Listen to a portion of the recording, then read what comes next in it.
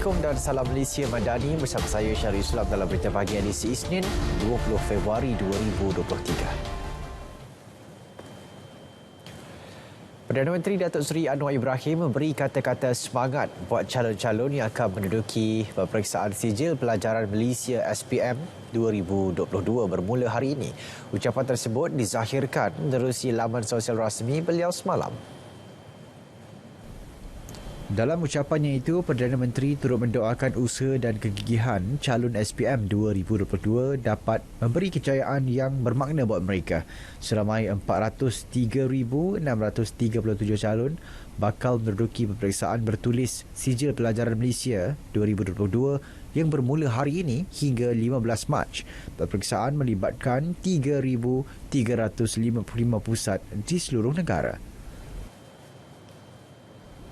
Sementara itu, Kementerian Pendidikan dalam kenyataan memaklumkan seramai 131,318 petugas peperiksaan telah dilantik bagi memastikan kelancaran pengurusan dan pengendalian peperiksaan SPM. Semua calon diingatkan sentiasa merujuk jadual waktu peperiksaan bagi mendapatkan maklumat mengenai tarikh, masa, kod dan kertas peperiksaan serta arahan yang perlu dipatuhi sepanjang peperiksaan berlangsung. Calon turut diingatkan membawa dokumen pengenalan diri dan pernyataan pendaftaran peperiksaan ke pusat peperiksaan. KPM turut mengingatkan semua calon untuk mematuhi prosedur operasi standard dan peraturan yang ditetapkan bagi memastikan kelancaran pengurusan pengendalian peperiksaan SPM tahun 2022. Misi kemanusiaan bencana gempa bumi Turki kini diteruskan ke bumi Syria. Majlis Perundingan Pertubuhan Islam Malaysia MAPIM telah menghantar 11 orang aktivis dengan bantuan agensi wakaf kerajaan Turki Dinayat Vakfi TDV. Dianggarkan lebih 300 nyawa telah terkorban di kawasan terjejas teruk di penempatan haram Idlib yang sebahagian besarnya membabitkan wanita dan kanak-kanak. InsyaAllah MAPIM komited untuk membantu keluarga-keluarga yang menimpa bencana ini dengan memerlukan bantuan berskala besar iaitu 30 kontena yang mengandungi ubat-ubatan, pakaian, makanan, kemah untuk kediaman sementara mereka dan juga heater sebagai alat pemanas. Jelasnya mereka perlu merentasi sempadan Rehanti untuk sampai ke Idlib. Namun situasi bergolak di Syria menyukarkan lagi misi bantuan tersebut. Hanya 5% sahaja mangsa yang berjaya diselamatkan.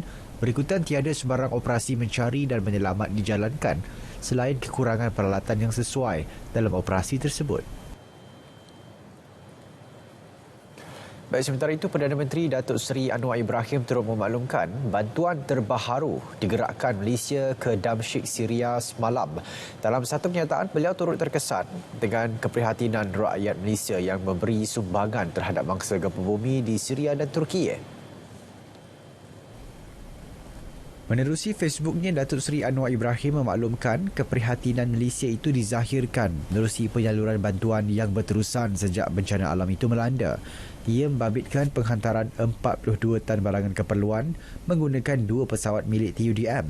Selain itu, Perdana Menteri turut mendoakan agar misi bantuan melibatkan kerjasama kerajaan, NGO dan orang awam di 2 negara tersebut berjalan dengan lancar tanpa sebarang masalah.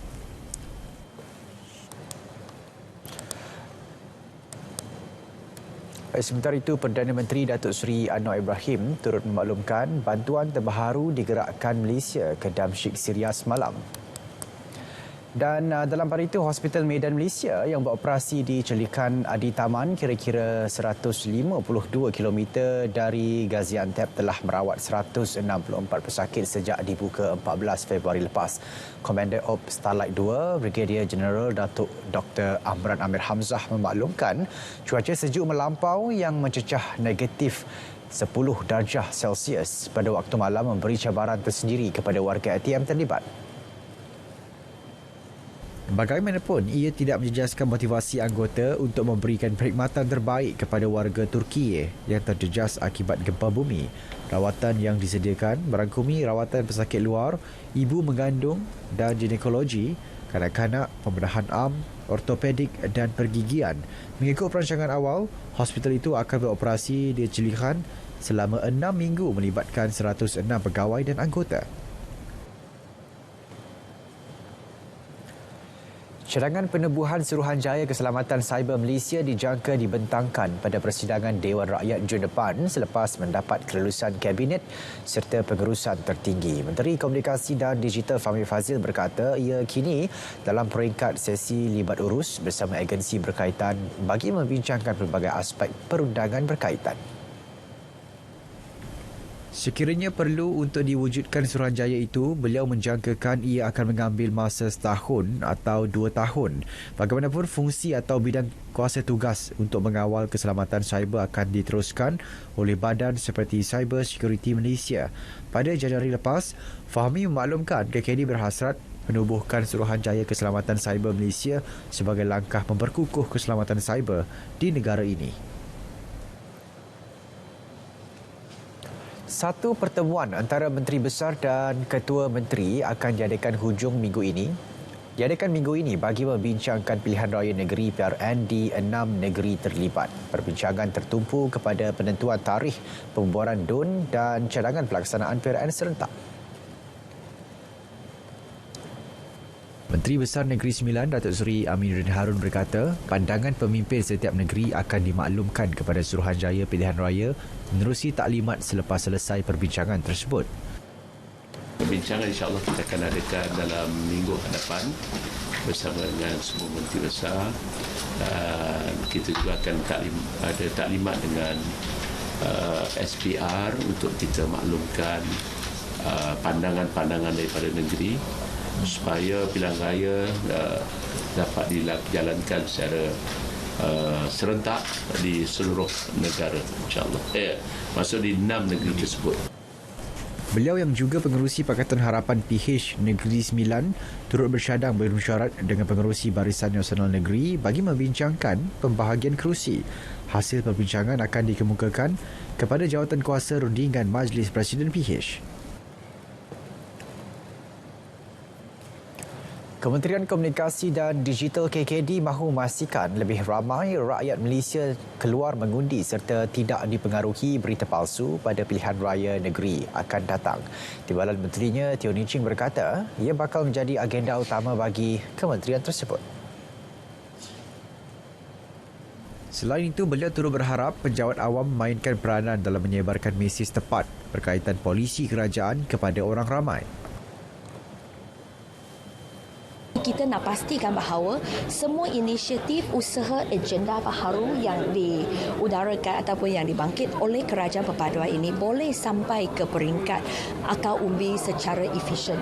Jadi memang saya tahu bahawa kita akan menghadapi PLN di 6 buah negeri, tetapi untuk kaki tangan kerajaan yang paling penting adalah we serve the government of the day dan bawalah mesej yang tepat tentang kerajaan ini kepada akal umbi, dan pada masa yang sama kita nak pastikan bahawa pengundi-pengundi penduduk warga Malaysia tidak dipengaruhi oleh berita palsu.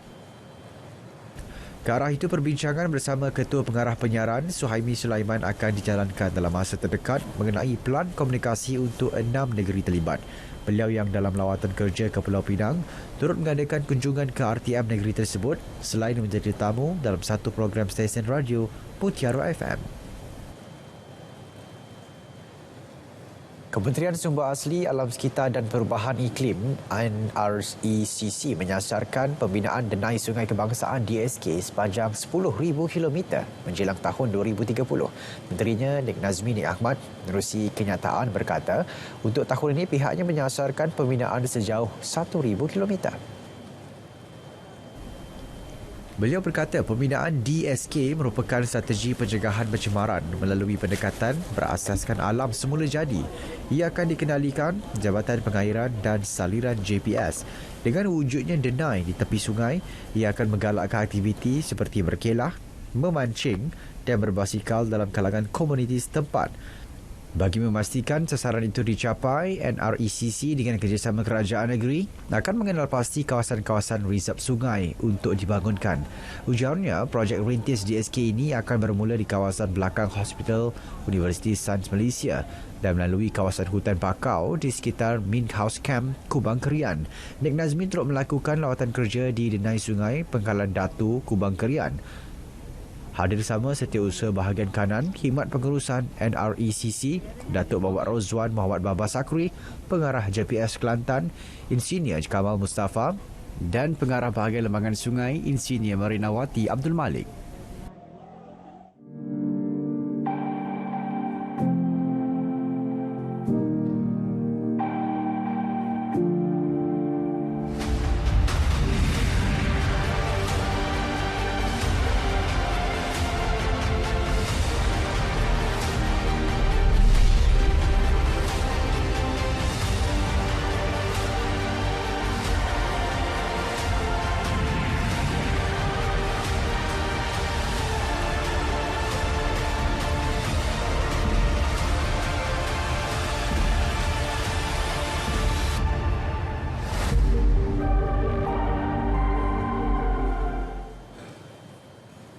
Bersua kembali. Seorang anggota polis berpangkat sarjan ditemui maut di kawasan belakang Balai Polis Bayan Lepas, Pulau Pinang. Bangsa yang berusia 51 tahun bertugas di Balai Polis yang sama dan ditemui meninggal dunia dengan 3 kesan tembakan. Ketua Polis Daerah Barat Daya, Superintendent Kamarul Rizal Jenal berkata, kesan tembakan ditemui pada leher, dada serta kepala anggota terbabit. Kejadian itu disedari anggota balai berkenaan kira-kira jam 3.30 petang semalam. Pihak polis turut menemui sepucuk pistol bersama anggota berkenaan. Tambah Kamarul, punca kejadian masih dalam siasatan pihaknya. Sehubungan itu, polis menasihatkan orang awam agar tidak menyebarkan sebarang spekulasi berhubung kejadian tersebut. Polis Terengganu akan menyiasat program pengarakan sekumpulan pemuda yang didakwa membawa replika senjata di Setiu Jumaat lepas. Video dan gambar pengarakan tersebut sebelum ini tular di media sosial. Ketua Polis Negeri Datuk Rohaimi Mat Isa memaklumkan siasatan dijalankan bagi mengenal pasti kesalahan yang dilakukan dalam pengarakan itu. Jelas beliau, siasatan awal mendapati pengarakan tersebut disertai sekumpulan pemuda daripada sebuah parti politik. Ia diadakan sebagai acara pertandingan mencipta pakaian bertemakan senjata dan warisan Islam. Bagaimanapun, pengarakan itu menimbulkan kegusaran dalam kalangan masyarakat. Sehubungan itu, Datuk Rohaimi menjelaskan pihaknya akan menyiasat kesalahan yang dilakukan dalam program berkenaan sebelum tindakan diambil. Sindiket penipuan kerja yang bertopengkan agensi pekerjaan berdaftar akhirnya berjaya ditumpaskan. Pengarah Jabatan Siasatan Jenayah Bukit Aman, Datuk Seri Abdul Jalil Hassan memberitahu beberapa individu dari 2 agensi pekerjaan di negara ini berjaya diberkas selepas dipercayai merekrut rakyat Malaysia untuk bekerja di luar negara. Kerana kita telah mendapat tangkapan 2 sindiket yang berada di Malaysia dalam bulan lepas saja, 2 sindiket yang bertopengkan kepada agensi pekerjaan yang sah. Kita tengah siasat, kita di bawah unit Atip Som D3 Bukit Aman tengah siasat mengapa syarikat-syarikat ini sanggup menjalankan, merekrutkan pekerja-pekerja untuk dihantar ke luar negara dan sehinggakan pekerja mangsa-mangsa itu terkandas di negara-negara itu. Beliau bercakap pada sidang media susulan kepulangan 5 rakyat negara ini dari Thailand yang menjadi mangsa sindiket penipuan kerja di lapangan terbang antarabangsa Kuala Lumpur. Mangsa terdiri daripada seorang wanita dan 4 orang lelaki yang berusia lingkungan umur 20-an hingga 40-an. Pelbagai jenis dadah bernilai lebih 2 juta ringgit dirampas menerusi serbuan ke atas 4 rumah sekitar Johor. Sindiket dipercayai menjadikan rumah sewa sebagai gudang menyimpan bahan terlarang itu. Pemangku Ketua Polis Johor, DCP M. Kumar memaklumkan seorang lelaki berusia 27 tahun dipercayai anggota sindiket ditahan. Turut disita 4 kenderaan. Rumah yang digunakan adalah rumah sewa. Polis telah berjaya membuat rampasan pelbagai jenis barang yang disyaki dadah jenis berbahaya dan anggaran berat kasar adalah seperti berikut. 35.74 kilogram serbuk dipercayai atau dicaki ekstasi bernilai ringgit Malaysia 1,787,250 ringgit.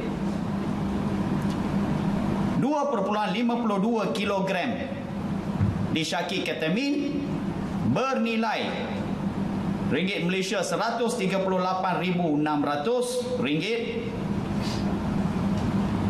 3.24 kilogram pil disyaki pil Aramin 5, Aramin 5 bernilai ringgit Malaysia 162,000 ringgit. 1.67 kilogram pil ekstasi disyaki ekstasi bernilai 73,035 ringgit. Semua dadah berkenaan dipercayai mahu diedar untuk pasaran tempatan. Peranti vape antara alat yang mendorong kepada ketagihan dadah dalam kalangan generasi muda. Perkara itu didedahkan Timbalan Ketua Pengarah Operasi Agensi Antidadah Kebangsaan AADK, Dato' Dr. Muhammad Sadi Muhammad Amin. Jadi antara salah satu kaedah adalah menggunakan vape. Kerana vape itu adalah satu alat pemanas di mana mereka memanaskan bahan-bahan yang terdapat di bahan-bahan kimia khususnya misalnya syabu ya dan juga kristal ini menggunakan vape. Bercakap pada program Jeraya Wara sempena sambutan Hari Antidadah Kebangsaan di Pantai Morib, beliau turut memaklumkan Kedah merekodkan jumlah kes penyalahgunaan dadah tertinggi di negara ini iaitu 13,502 kes pada 2021. Ia disusuli Johor 13,261 kes, Selangor 12,182 kes, Terengganu 12,033 dan Kelantan 11,843 kes. Bagaimanapun jumlah keseluruhan penagih dadah di negara ini mencatatkan penurunan. Penyalahgunaan dadah, penagihan dadah atau bahan ya, misalnya di Malaysia pada tahun 2020 kita ada 128,325 dan menurun sedikit pada tahun 2021 kepada 123,139 kes. Maksudnya ini berdasarkan kepada kes-kes yang real yang ada di Polis Diraja Malaysia, di pusat-pusat pemulihan dadah persendirian dan juga yang telah dikesan oleh KKM. Pelajar di sebuah sekolah menengah di seberang Perai Selatan yang merosakkan pelbagai peralatan dan fasiliti sekolah dalam satu video yang tular baru-baru ini dikenakan hukuman menjalani khidmat komuniti. Jabatan Pendidikan Negeri Pulau Pinang maklumkan keputusan itu dibuat selepas pihak sekolah memanggil pelajar terlibat bersama waris mereka bagi membincangkan isu berkenaan. Mereka akan melakukan khidmat komuniti sebagai intervensi sasiah dan adab. Langkah didikan akhlak serta pencegahan segera akan diambil bagi memastikan kes sedemikian tidak berulang lagi. Sebelum ini tular video di media sosial memaparkan beberapa pelajar bertindak menendang pintu bilik darjah dan tandas sehingga pecah serta merosakkan kerusi dan kipas. JPM memaklumkan nilai kerugian kerosakan harta benda berkenaan sedang dalam siasatan.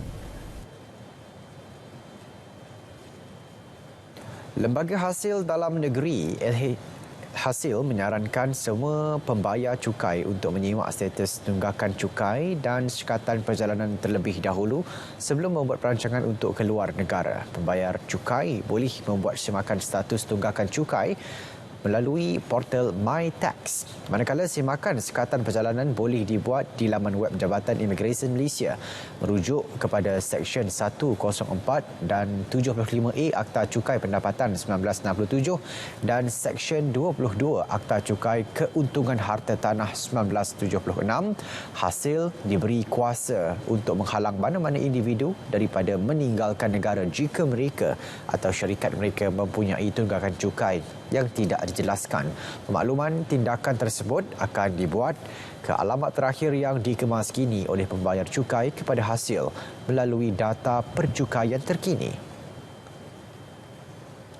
Liga Malaysia 2023 kini kembali dibawakan untuk anda 75 perlawanan keseluruhan dengan 1 perlawanan sumbangsih, 52 perlawanan Liga Super, 8 perlawanan Piala FA dan 14 perlawanan Piala Malaysia. Dibawakan secara percuma untuk anda di saluran RTM. RTM, rakan penyiar MFL Liga Malaysia 2023.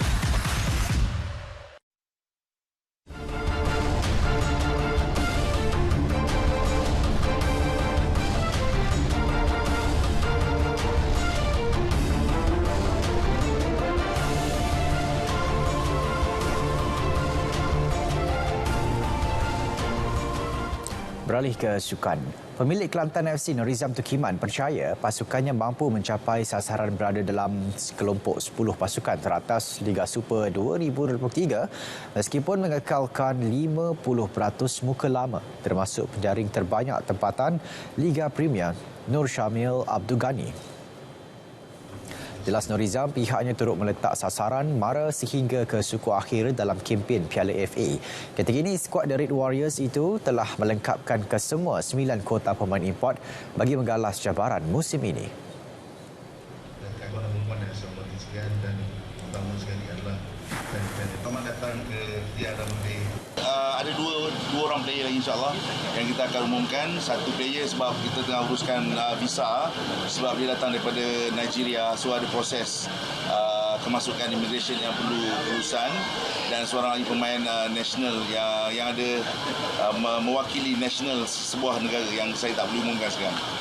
Tapi maksudnya kita dah boleh katakan 99% dah siap, dah lengkap untuk kita menghadapi perlawanan pada 25 hari bulan Februari 2023 ini.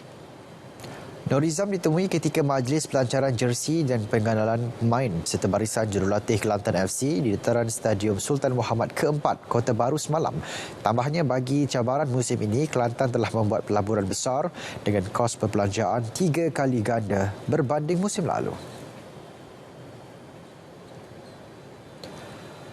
Liga Premier Futsal Malaysia MPFL 2023, Shah Alam City memulakan kempen musim ini dengan kemenangan selepas menumpaskan KL City FC 85.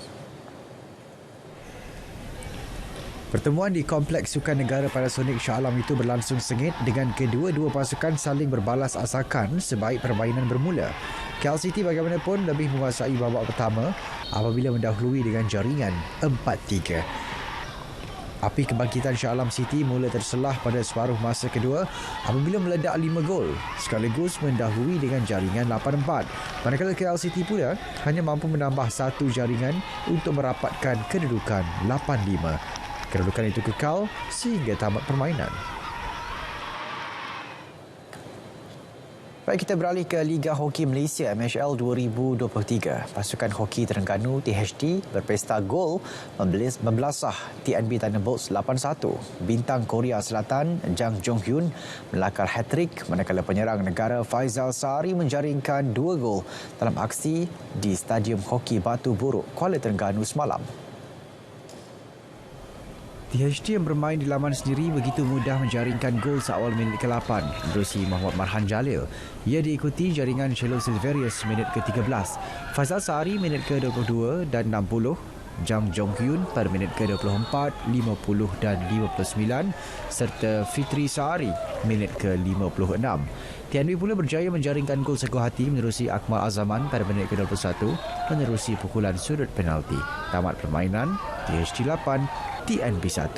Dengan kemenangan itu, THT berjaya mengumpul 13 mata daripada 5 perlawanan, manakala TNB Thunderbolts kekal dengan 4 mata. Baik, dalam kategori wanita pula menyaksikan pasukan Young Tigers meraih kemenangan ketiga selepas membelasah Mutiara Impian 6-0. Kemenangan itu membolehkan skuad kendalian Lailin Abu Hassan terus memimpin liga dengan 9 mata. Beraksi dalam cuaca hujan lebat di Stadium Hoki Nasional Bukit Jalil, sedikit sebanyak memperlahankan rentak kedua-dua pasukan. Jaringan pertama, Young Tigres, hanya terhasil pada minit ke-11 menerusi jaringan Padang Nur Insyirah Farizal.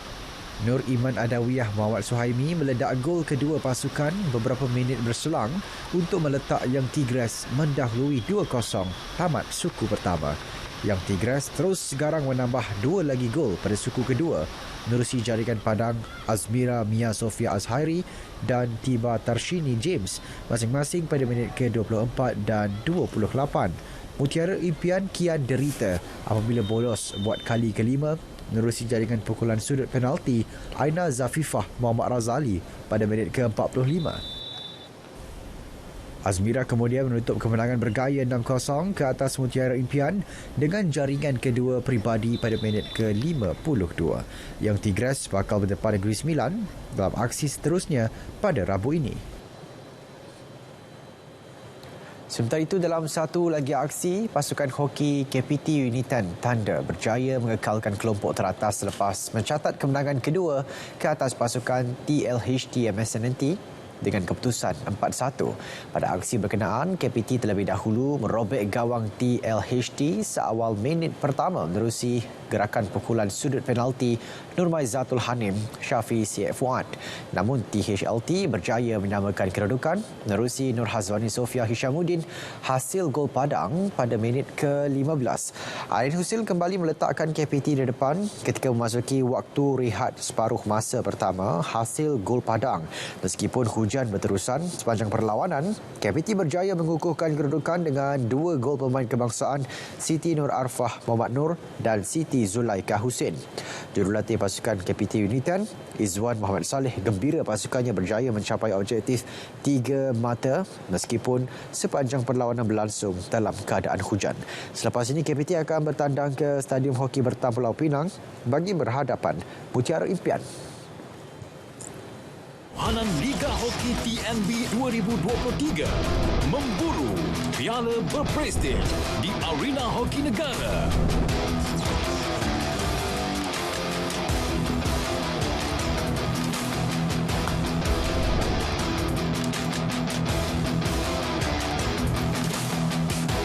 Kejohanan Liga Hoki TNB 2023 eksklusif hanya di RTM.